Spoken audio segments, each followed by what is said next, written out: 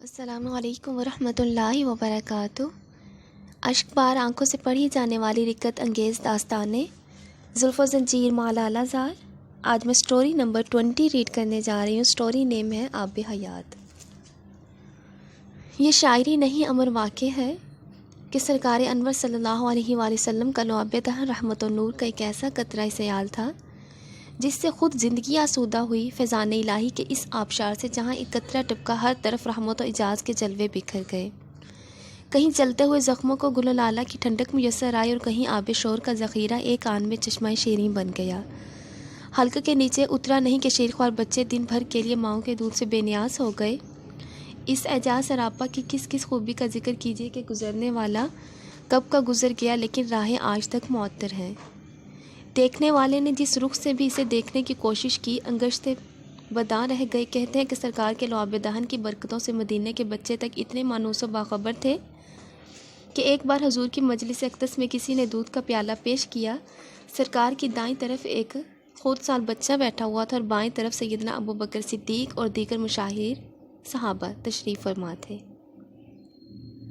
حضور کی عادت کریمہ تھی کہ ہر کام دائیں طرف سے شروع فرماتے تھے، یہاں تک کہ اپنے پس خوردہ تبرکات کی تقسیم بھی دائیں طرف سے شروع فرماتے تھے۔ دودھ کا کچھ پیالہ نوش فرما کر جیسے حضور نے اسے تقسیم کرنا چاہا، دائیں طرف بیٹھے ہوئے بچے کی طرف نظر پڑی۔ حضور نے اس بچے سے دریافت فرمایا، میری مجلس کے دستور کے مطابق حق تو تم ہی کو پہنچتا ہے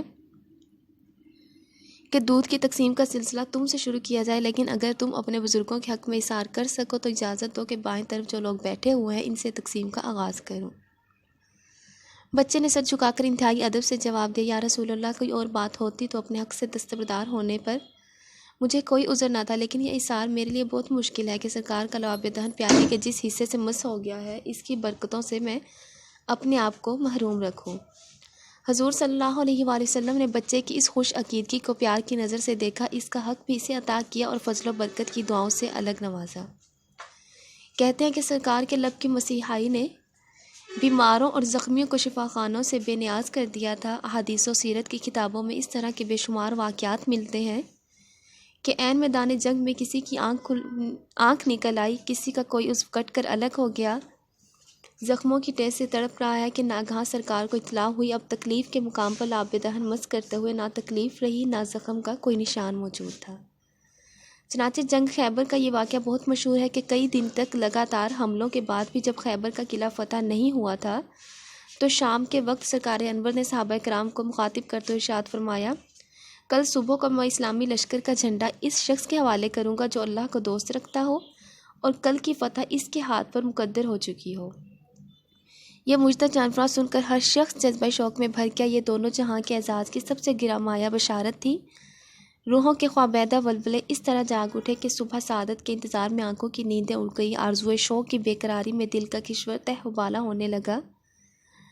ہر مجاہد اپنے اپنے تئی اس قابل رشک اعزاز کا امیدوار تھا۔ جب صبح امید طلوع ہوئی تو سارے تمنائی بارگاہ رسالت میں سر کے بل حاضر ہوئے۔ سارا مجمع گوش پر آواز تھا کہ دیکھنا ہے آج کس کا مقدر جاگتا ہے، کس کے نصیبے کی ارجمندی آسمان کے کنگروں سے آنکھ لڑاتی ہے۔ انتظار شوق کی بے تابیوں کا یہی عالم تھا کہ سرکار نے شمع رسالت کے ان وفا کیش پروانوں کو ایک بار آنکھ اٹھا کر دیکھا، ارشاد فرمایا، حضرت علی کہاں ہیں؟ کسی نے جواب دیا، وہ آشوب چشم کی تکلیف میں مبتلا اس لیے حاضر نہیں ہو سکے۔ فرمایا اسی حالت میں اسے بلوایا جائے۔ جیسے ہی وہ دربار میں حاضر ہوئے سرکار نے انہیں قریب بلایا۔ تکلیف کی شدت سے آنکھیں سرخ ہو رہی تھی۔ حضور صلی اللہ علیہ وآلہ وسلم نے اپنا لعاب دہن ان کی آنکھوں پر لگا کر یہ حکم سنایا، اسلامی لشکر کا فرخندہ فال پرچم تمہارے حوالے کرتا ہوں، خیبر کی فتح آج تمہارے ہاتھ پر مقدور ہو چکی ہے، خدائے قدیر تمہیں میدان جنگ سے فائز المرام واپس لائے۔ واقعات کے راوی بتاتے ہیں کہ لعاب دہن لگاتے ہی دم کے دم میں ساری تکلیف رفع ہو گئی، نہ آنکھوں میں سرخی تھی نہ ورم کا کوئی نشان موجود تھا۔ پھر مولائے کائنات کا کیا کہنا، اس نیستان ہستی میں وہ شیر خدا تھے، ویسے ہی صحراؤں اور پہاڑوں میں ان کے زور بازو اور سطوت و جلال کا ڈنکا بجتا تھا، اور آج تو ان کے حوصلوں کے جبروت کا عالم ہی اندازے سے باہر تھا۔ کونین کے سلطان نے خود اپنے فیروز مند ہاتھوں سے اس پیشانی پر فتح کا صحرا باندھا تھا۔ حملے کی پہلی ہی یلغار میں خیبر کا وہ مابع ناز قلعہ فتح ہو گیا اور یہودیوں کو ایسی عبرتناک شکست ہوئی کہ ہمیشہ کے لیے وہ ذلتوں کی خاک میں سو گئے۔ اس واقعے میں ایک بات تو خاص طور پر قابل توجہ ہے، اور وہ یہ کہ سرکار اقدس صلی اللہ علیہ وآلہ وسلم کے متعلق جو لوگ یہ کہتے ہیں کہ انہیں غیب کا علم یا آئندہ کی خبر نہیں تھی وہ سخت غلطی پر ہیں۔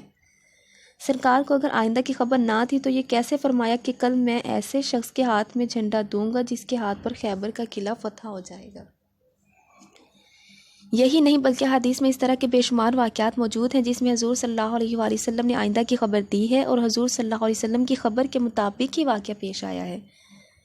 سورج پر کہاں تک کوئی خاک ڈال سکتا ہے؟ لعاب دہن کے اعجاز و برکت کے سلسلے میں ایک واقعہ بھی منقول ہے کہ ایک صحابی رسول نابینا ہو گئے تھے، یہاں تک کہ آنکھوں کی سیاہ پتلی بالکل سفیدی میں بدلی ہوئی تھی۔ صحابہ کے عام دستوری کے مطابق ایک دن وہ بارگاہ رسالت میں حاضر ہوئے اور اپنی شکایت پیش کی۔ ان کی فریاد سن کر حضور صلی اللہ علیہ وسلم کا دریائے کرم جوش میں آ گیا، اٹھے اور اپنا لعاب دہن ان کی آنکھوں میں لگا دیا۔ اس کے بعد واقعے کے راوی بتاتے ہیں لعاب دہن کی برکت سے وہ بینا ہو گئے اور یہ بینائی اخیر عمر تک قائم رہی، یہاں تک کہ میں نے دیکھا کہ 80 برس کے بڑھاپے میں بھی وہ سوئی کے ناکے میں دھاگا ڈال لیا کرتے تھے۔ ماتم ہے ان حضرات کی عقل و بصیرت پر جو ایسے سراپا اعجاز پیغمبر کو اپنی طرح معمولی بشر کہتے ہیں اور انہیں اپنا بڑا بھائی سمجھتے ہیں۔ ذہن کا یہ ناپاک تصور تنہا دونوں جہاں کی ذلت اور رسوائی کے لیے کافی ہے۔ خدا ان گمراہوں کے شر سے اپنے رسول کی وفادار امت کو بچائے۔